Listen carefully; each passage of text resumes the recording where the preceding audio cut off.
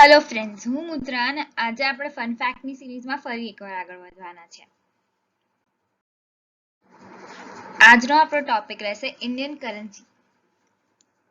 Indian currency બધાને ખબર છે કે અત્યારે આપણે જે પૈસા યુઝ કરીએ છીએ, મની યુઝ કરીએ છીએ કંઈ પણ લેવા માટે, તમારે તમારું ભાવતું ખાવાનું એટલે કે ફૂડ પેકેટ લેવું હોય કે ચોકલેટ લેવી હોય, ભણવાની ચોપડી લેવી હોય કે પેન પેન્સિલ કંઈ પણ લેવું હોય તો પૈસાની જરૂર પડે. પૈસા વગર કશું જ ન મળે.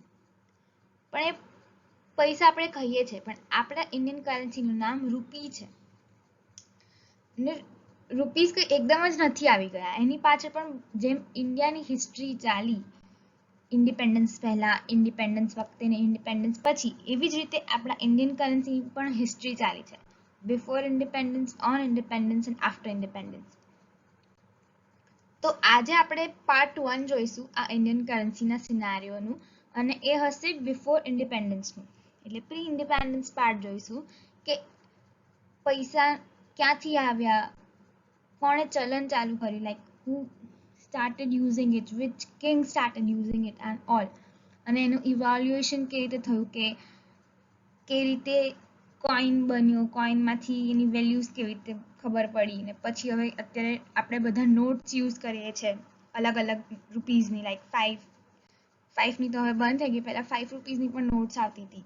10 છે, 20 છે, 100 છે, 500 છે. તો આજે આપણે પ્રી ઇન્ડિપેન્ડન્સ એટલે બિફોર ઇન્ડિપેન્ડન્સનો સિનારીઓ જોઈશું. તો સૌથી પહેલા વાત કરીએ વર્ડ રૂપી. આપણે ઇન્ડિયન કરન્સીને રૂપી કહેવાય છે, તો પણ એ વર્ડ આવ્યો ક્યાંથી? Each and every word has an origin. એની પાછળ પણ સ્ટોરી હોય છે, તો પહેલા આપણે એ જાણીએ. તો રૂપી એ બે વર્ડ્સમાંથી આવ્યો છે, રૂપિયા અને રૌપ્યા. આ બંને સંસ્કૃત વર્ડ છે. રૂપિયા એટલે શું, કે કોઈ સ્ટેમ્પ છે કે કોઈ પણ વસ્તુ પર નિશાની કરેલી છે, કોઈ વસ્તુ પર નકશી કામ કરેલું છે, એને રૂપિયા કહેવાય. અને રૌપ્યા એટલે કે ચાંદી, સિલ્વર. રૂપિયા મીન્સ સિલ્વર. તો આ બંને વર્ડ્સને ભેગા કરીએ ત્યારે એક નવો વર્ડ બને છે રૂપી. તો ઓરિજિન વર્ડ છે રૂપી, જે આપણે આપણી ઇન્ડિયન કરન્સીને કહીએ છીએ. The origin of the word rupee is from Sanskrit word rupya, which means shaped, stamped and impressed coin, and also from the Sanskrit word raupya, which means silver. રૂપિયા શબ્દનો ઉદ્ભવ સંસ્કૃત શબ્દ રૂપિયા પરથી થયો છે, જેનો અર્થ આકાર, સ્ટેમ્પ, પ્રભાવિત સિક્કો, અને સંસ્કૃત શબ્દ રૂપિયામાંથી જેનો અર્થ ચાંદી છે. આ બંને વર્ડ્સને બોલવામાં બહુ ફરક નથી લાગતો. Once you write it you get the difference. એટલે તમે લખો ત્યારે ખબર પડે. ડાયરી ને ડેરી આ એવો વર્ડ છે, ઇંગ્લિશમાં આપણે યુઝ કરીએ ડાયરી અને ડેરી, તો આમ સ્પેલિંગ સેમ જ લાગે. It's just the matter of I and A. આમાં પણ એવું જ છે, it's just the matter of A and U. તો સૌથી ફર્સ્ટ ઇન્ડિયન કોઈન 6ઠી સદીમાં એટલે કે 6th સેન્ચુરીમાં આવ્યો હતો, અને એ જ્યારે મહાજનપદાસ હતા. I don't know if you have learned this about in your history, but આ એક ડાયનેસ્ટી હતી જે પહેલા રૂલ કરતી હતી ઇન્ડિયા પર. એ લોકોએ કોઈન સ્ટાર્ટ કર્યા, અને એ ઇરેગ્યુલર શેપના હતા, એટલે કે કોઈ બી શેપનો બનેલો હોય બસ એની ઉપર એમ્બ્રેસ કરી દેતા, અને એ સ્ટાન્ડર્ડ, બધા કોઈન્સ એક સ્ટાન્ડર્ડ વેટના જ હતા. એટલે ત્યારે ઇમ્પોર્ટન્સ આપતા હતા. સૌથી પહેલા જ્યારે કોઈન ઇવોલ્વ થયા ત્યારે વેટને, વજન બધા સિક્કાનું સરખું છે, ભલે ને આકાર ગમે તેવો અલગ હોય, કોઈ ઘણીવાર પતળું હોય, કોઈ એકદમ જાડું હોય, પણ બંનેનું વજન કરો તો વજન સરખું નીકળે. એટલે આ હતા આપણે સૌથી ફર્સ્ટ કોઈન. એની પર એ લોકો આવી રીતે એમ્બ્રેસ પણ કરતા હતા. 5 ડ્રોઈંગ્સ જે તમને રાઈટમાં દેખાય છે તે વધારે બેટર તમને ઇમેજ દેખાશે, અને લેફ્ટની હવે આપણે આગળ વાત કરીએ. પછી આયા મૌર્યાસ. એ લોકોએ ચિહ્નવાળા સિક્કા બહાર પાડવાના શરૂ કર્યા, જે મેં તમને કીધું પહેલાના ઇમેજમાં રાઈટ હેન્ડ સાઈડ હતું તે. પછી આવ્યા કુશન રાજા. એક એવા રાજા હતો કે ઇન્ડિયન અને ગ્રીક ઇન્ડો ગ્રીક કહીએ ને એવા હતા.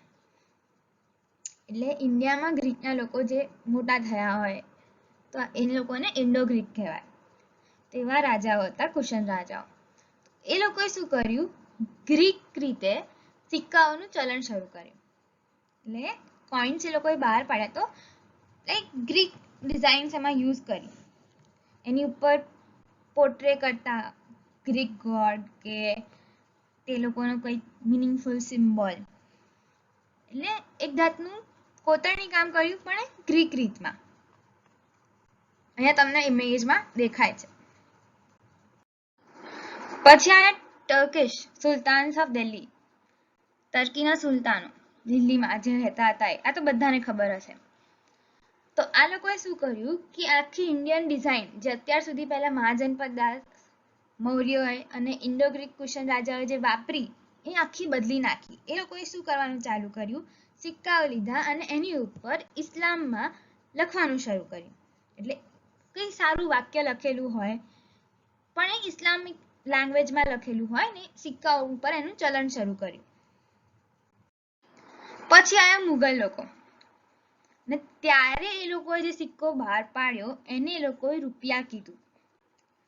તો રૂપિયા એ બેઝિકલી શું છે, એક 178 ગ્રામનો ચાંદીનો સિક્કો છે મુગલ જમાનામાં. Okay, under the Mughal rule in Mughal empire, rupiah was basically 178 gram of a silver coin, and 1 rupiah would be equal to 40 paisa. But how? Copper na pieces, 1 silver coin would be equal to 40 copper small pieces which were known as paisa. એટલે એક ચાંદીનો સિક્કો બરાબર 40 તાંબાના ટુકડા. અને આ Mughal umpire ચાલ્યું એટલે જ્યારથી મુઘલ એમ્પાયર હતું ત્યાં સુધી એ લોકોએ સિલ્વર કોઇન્સને યુઝ કર્યા. આઈ થિંક આ હુમાયુમાં વખતે સ્ટાર્ટ થયો હતા સિલ્વર કોઇન્સનું ચલણ, ત્યારે સ્ટાર્ટ થયું હતું. તો છેક ઔરંગઝેબ રહ્યા, ઓર એલ્સ એમને પછીની પેઢી પણ બહાદુર શાહ ઝફર સુધી, ત્યાં સુધી આ ચલણમાં રહ્યા. પછી તો બ્રિટિશ એમ્પાયર આવી ગયું, તો એમાં આપણે સ્ટોરી જોઈએ આગળ શું આવે છે. બ્રિટિશ એમ્પાયર આવ્યું ફાઇનલી 1800 પછી, પણ બ્રિટિશ ઇન્ડિયામાં આવી ગયા હતા 1600ની આજુબાજુ. તો ત્યારે એ લોકોએ 4 ટાઈપ્સના કોઈન સ્ટાર્ટ કર્યા. એટલે અમુક સ્ટેટ્સમાં બ્રિટિશના હતા રાજ્યો જે લોકોએ એક્વાયર કરી લીધા હતા, but by 1800 they had complete rule on country India. આખા ભારત પર એમનું થઈ ગયું હતું રાજ. તો જ્યારે 1600માં એ આવ્યા ત્યારે એમને 4 કોઈન બહાર પાડ્યા હતા, સોના, ચાંદી, તાંબા અને ટીનનો. ગોલ્ડ, સિલ્વર, કોપર અને ten. Gold coins were known as Carolina, સોનાના સિક્કા કેરોલિના કહેતા હતા. ચાંદીના સિક્કા એટલે કે silver coins were known as Angelina. Copper coins were known as cupron and tin coins were known as tinny. Tinny કહેવાય. હવે જોઈએ પછી આવી એક કોઇનેજ એક્ટ આવી. એ એક્ટ 1835 વખતે, ત્યારે એમને આખું બધું મુગલ એમ્પાયર જેટલું હતું ત્યારે બધું પતી ગયું અને there comes the British rule all over the country. તો ત્યારે એ લોકોએ શું કર્યું કે કોઈન્સ બહાર પાડ્યા બ્રિટિશ લોકોએ, અને એની ઉપર એમના મોનાર્ક એટલે કે એમના રાજાઓના ચિત્રો સાથે સિક્કાઓ બહાર પાડવા માંડ્યા. અને બીજી બાજુ સિક્કાની વેલ્યુ લખી હોય, અહીંયા તમે ફોટોમાં જોઈ શકશો. તો એમને લોકોના મહાન રાજા કિંગ જોર્જ V ના રાજમાં હતું ત્યારે એમના ફોટાવાળા ચલણ શરૂ કર્યું. પછી વિક્ટોરિયા ક્વીન આવી તો એના ઓનરમાં નોટ્સ પણ છપાઈ અને આવી રીતે સિક્કાઓ પણ બહાર પડ્યા. ક્વીન વિક્ટોરિયા તો બધાને ખબર જ હશે. અને બ્રિટિશ એરા દરમિયાન એટલે કે 18th સેન્ચુરીમાં, 18th સેન્ચુરી એટલે આપણે અત્યારે 21st સેન્ચુરીમાં છે. તો 18th સેન્ચુરી વખતે પેપર નોટ્સ ફર્સ્ટ ટાઈમ ઇન્ડિયામાં યુઝમાં આવી અને they were first issued, એટલે કે અત્યારે આપણી notes reserve bank of India issue કરે છે. તો ત્યારે ફર્સ્ટ ટાઈમ એ પેપર નોટ્સ ઇસ્યુ કરી બેંક ઓફ હિન્દુસ્તાન એટલે જનરલ બેંક ઇન બેંગાલ અને ધ બેંગલ બેંકે.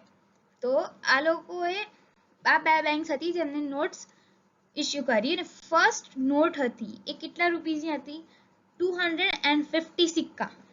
ત્યારે પૈસા નહોતા, ત્યારે સિક્કામાં જ ચલણ ચાલતું હતું કે રૂપી અને સિક્કા એમ. તો general bank in Bengal and the Bengal bank આ બંને સ્ટાર્ટ કર્યું નોટ્સ છાપવાનું. પછી એ પણ બંધ થઈ ગઈ હતી, એ પણ આપણે. અને ફાઇનલી 1935 માં રિઝર્વ બેંક ઓફ ઇન્ડિયા બની ને ફર્સ્ટ પેપર કરન્સી ઇસ્યુ જે થઈ, પેપર કરન્સી એટલે કે નોટ, આપણે જે અત્યારે 10 રૂપિયાની નોટ 20 રૂપિયાની નોટ વાપરીએ છીએ એવી નોટ એને પેપર કરન્સી કહેવાય.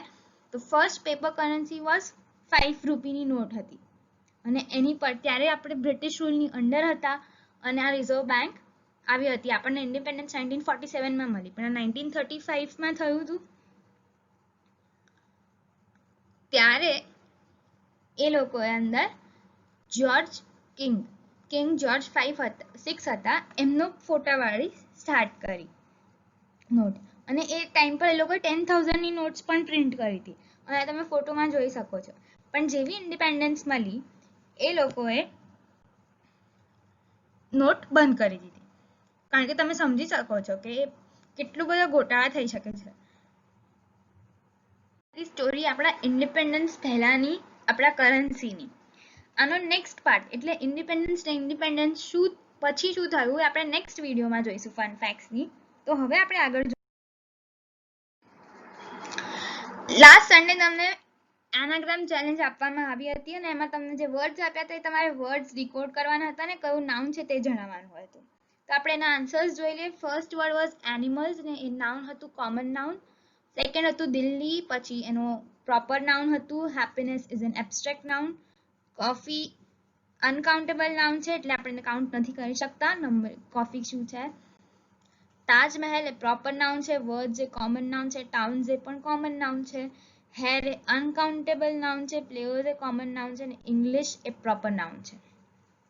તો જે લોકોએ કરેક્ટ આન્સર્સ આપ્યા હતા આપણે એ લોકોને પણ જોઈ લઈએ. સૌરભ, કુશાગ્ર, દુર્ગા, કોમલ ને માનસી. સો they were first 5 to give the answers. હું બીજાને પણ કહીશ કે તમે પણ આન્સર આપો. See you with the next video of Indian currency next time. Till then, take care. Thank you. I hope you enjoyed it.